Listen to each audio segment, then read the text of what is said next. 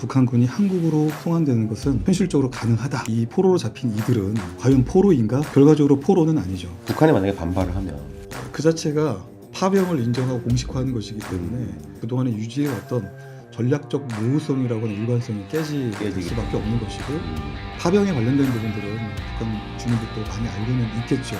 그것을 공식화한다는 것은 또 다른 문제이기 때문에 일정 부분 체제 내부성에도 영향을 미칠 수밖에 없을 것이다. 만약에 북한군 이 포로가 한국으로 송환이 된다, 북한 입장에서는 굉장히 치명적인 일이 될 것입니다. 포로로 잡혀 있는, 얼마 전에 이제 한국 언론하고 인터뷰를 하면서 큰 주목을 받았는데, 이 사람들이 과연 송환될 수 있을 것인가, 이 부분이거든요. 어떻게 보십니까? 뭐 전반적으로 국제법, 그리고 우리도 국내법에도 뭐 국민정서법이라고 있는 것처럼 어떤 그런 정서법, 관습법, 그러니까 성문법과 성문법이 아닌 여러 가지 관행들을 고려했을 때 북한군이 한국으로 송환되는 것은 현실적으로 가능하다. 먼저 이렇게 평가합니다. 네. 그런데 여러 가지 이제 해결해야 될 난관들이 있을 것 같습니다. 우선적으로 한국과 우크라이나 간에는 일단 우리 정부 입장은 뭐 어떤 협의가 진행이 되고 있다라고 이렇게 얘기를 했고요. 정부 입장은 모든 원칙, 그러니까 이 포로 송환에 관련된 어떤 국제법적인 원칙과 그리고 우리의 국내법 관련 법령을 다 고려해서 적극적으로 수용한다라는 입장을 밝혔기 때문에, 또 여기에 대해서 우크라이나도 상당 부분 지금 호응을 하고 있는 모습으로 볼 수가 있겠습니다. 다만 이제 국제법적인 측면들을 좀 고려하지 않을 수가 없는데요. 그 전에 그러면 이 포로로 잡힌 북한군 이들은 과연 포로인가? 라는 부분입니다. 결과적으로 포로는 아니죠.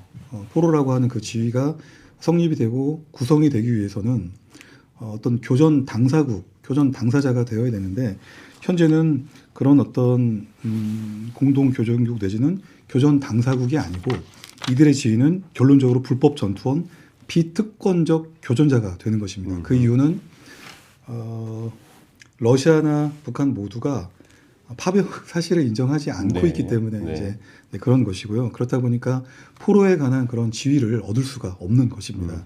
그러다 보니까 이제 자세히 우리 언론을 통해서 이렇게 인터뷰한 내용들을 보면 좋습니다. 한국행을 결심했는데 80% 정도 이제 결심이 섰는데 난민이라는 이제 단어가 등장을 하거든요. 그래서 이 난민과 같은 방법은 예외적인 어떤 이런 기존의 국제법, 그러니까 뭐 제네베 협약에서 규정하고 있는 종전이 어떤 적대행위가 끝나고 난 다음에는 즉각적으로 송환해야 된다라고 하는 부분에서 사실 저촉을 받지 않을 수도 있고, 물론 제네바 협약에서 규정하고 있는 것은 포로라고 하는 이제 제한된 조건이 있지만, 말씀드린 그런 포로라는 측면에서 북한군이 해당되지 않을 수도 있기 때문에 사실 이 제네바 협약을 그대로 적용하는 것도 일부분 어려움은 있습니다. 그래서 이제 난민이라고 하는 예외적인 이런 사안으로 이제 이 북한군이 이제 한국으로 돌아오는 이런 것들이 추진이 될 수 있다라고 보고요.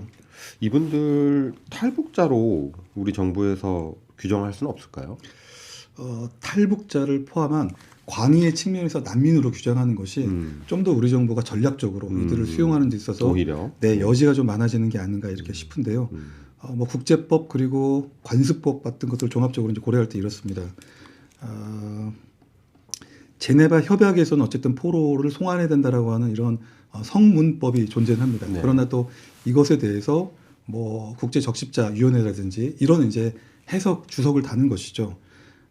만약에 송환 반대 의사를 밝힌 포로가 자국에서, 그러니까 이제 북한군은 북한으로 송환이 됐을 때 기본권 침해와 같은 실질적인 위협에 직면할 우려와 가능성이 있는 경우에 그런 국가로, 그러니까 북한으로 송환을 하지 않아도 된다라고 하는 해석이 있는 것이죠. 그리고 이러한 ICRC, 그러니까 국제적십자위원회의 이런 해석이 국제법상 불송환 원칙, 그러니까 일종의 이제 농르플르망이라고 하는 이런 원칙과 부합한다는 것입니다. 그래서 그럼 농르플르망 원칙은 무엇이냐?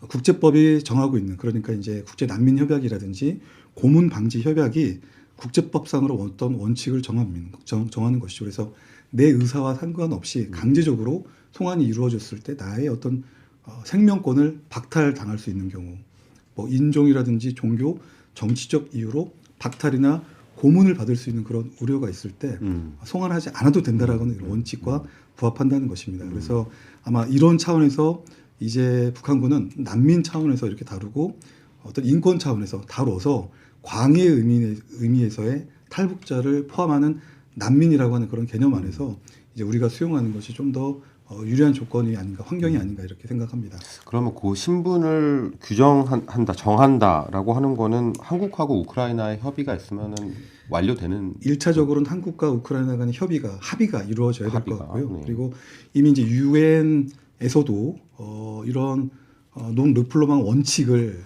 수용을 하고 적극적으로 해야 된다라고 하는 일단 이런 SC가 나왔기 때문에 네. 의견이 나왔기 때문에 아마 국제사회에서도 광범위한 지지가 이루어져서 한국과 우크라이나 당사자 간 그리고 국제사회에서의 어떤 여론이 이렇게 합치가 될 때 그런 여건이 만들어질 때 비로소 좀 송환하는 것이 좀 더 좀 뭐라 그럴까 유리하지 않을까 이렇게 생각합니다. 별도의 뭐 표결이라든가 의결 절차는 없는 거고 네, 그런 절차는 아닐 것 같습니다. 전반적인 여론이 맞으면 그렇죠. 충분히 가능하다. 예.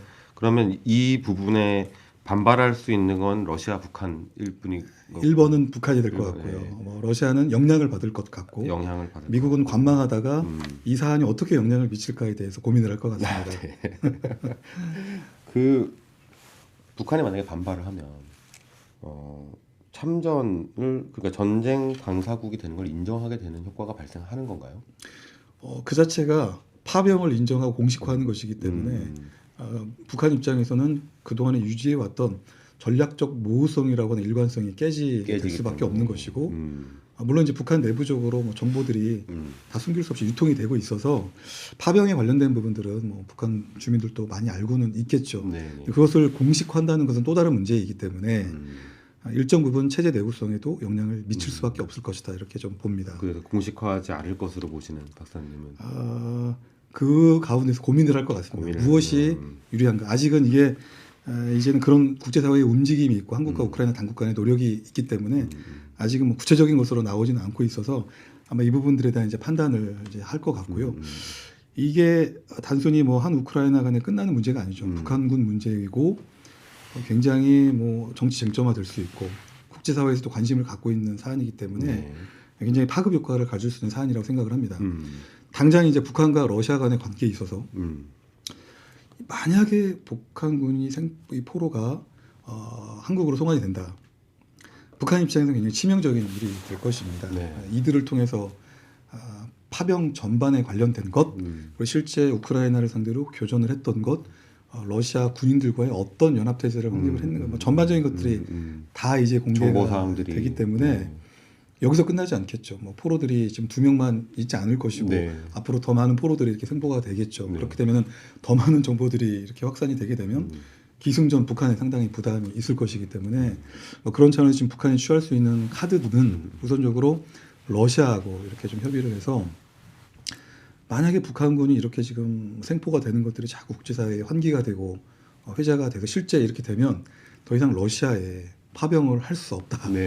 러시아 입장에서 어쨌든 북한군 도움을 많이 받고 있잖아요. 이제 병력도 11,000명이라고 하는 1차 파병 규모가 있고 뭐 그전에 우리 국정원이 특정한 바에 따르면 800만 발에 이르는 곡사포 탄약, 82mm 박격포 라든지 뭐 152mm 포병 탄약, 뭐 최근에 240mm 방사포, 170mm 주체포 탄약 그리고 자주포를 포함한 이런 것들이 계속 지금 지원이 되고 있는데 이런 것들이 유축이 될 가능성이 있는 것이고 물론 지금 종전 협상이 진행이 되고 있어서 국제사회는 전쟁의 조기 종식도 혹은 정전도 기대는 하고 있지만 이 협상이 만약에 이렇게 다시 어그러졌을 때 전쟁은 또 장기화 국면에 장기적으로 갈 수밖에 없기 때문에 러시아 입장에서도 모든 상황에 대비를 해야 되는데 거기서 그간에 많은 기여가 있었고 도움을 줬던 북한이 갑자기 돌변해서 병력도 안 보내고 그동안에 지원했던 재래식 무기와 탄약도 이제는 북한군 포로 문제 때문에 할 수 없다라고 한다면 적지 않은 어떤 치명적인 영향을 받을 수밖에 없을 것이니 북한이 나서면 또 러시아가 나설 거고 러시아는 또 이런 문제를 또 미국과 협의를 하겠죠. 일이 좀 복잡해지겠네요. 복잡합니다. 한마디로. 이분들이 기순을 하면 현실적으로 공개 활동을 하기는 좀 어렵지 않겠습니까? 이제 아마 관련 법령들이 있을 것입니다. 네. 뭐 탈북자 안전 이송법이라든지 또 우리 국내에 왔을 때 뭐 하나원을 비롯한 일정 네. 기간에 일단 한국 사회 동화 교육과 그런 작업들을 거치는 시간들이 있기 때문에 그런 시간들이 적지 않은 물리적인 시간이 필요할 것이고요. 그리고 단순한 탈북자가 아니고 제3국의 북한군이 파병이 되어서 교전에 참가를 했고 그리고 뭐 부상을 당해서 생사를 넘나드는 그런 어려움을 겪은 전례 없는 그런 신분을 가지고 있기 때문에 네. 아마 우리 당국에서도 그런 측면에서 보면은 기존의 탈북자들의 준한 예우와 아마 그런 행정적인 어떤 절차들을 통해서 이들을 관리하겠지만 좀 더 많은 부분에서 아마 신경을 쓰지 않을까 싶습니다.